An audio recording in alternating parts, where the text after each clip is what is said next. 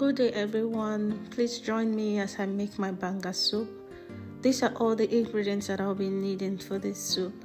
First on the list is my beef and abodi, then followed by my fresh spinach, my crayfish, Maggi and salt, then my prawns and my dry catfish, my fresh fish, my banga paste, and my boiled shaki.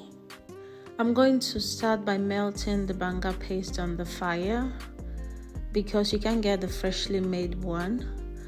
And after that, I'm going to be pouring in my shaki that I boiled already with the broth. What I'm pouring in now is hot water because there was some banga paste left inside the can, so I had to put hot water to melt it. So that was what I pour inside. Cover it and allow it to boil a little. And then you can start going in with your fish. After your fish, you have to stir it.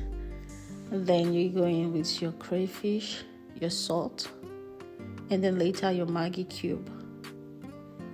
Stir together. And then you're going with your prawns and catfish. If you're from Edo State, you will know what that catfish is. They call it ebevarie in Edo, ebevarie. So if you're from Edo State, you'll understand what I'm talking about. After allowing it to boil for about 5 minutes, then I'm going in with my beef and my hair body. So the next thing I'll be adding is my onions. I did not show you guys this, so I'll be explaining later. The next thing I will add, that's the last thing, is my fresh spinach. Okay, the reason why I had that onion is because I love the onions taste at the end.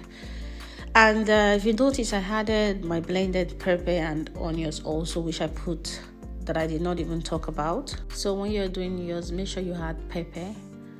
So this is the finished result. I hope you guys enjoy this short video. See you guys on my next video. Do not forget to please subscribe, like and share. Drop your comment below and I will be ready to respond. So take care of yourself and bye.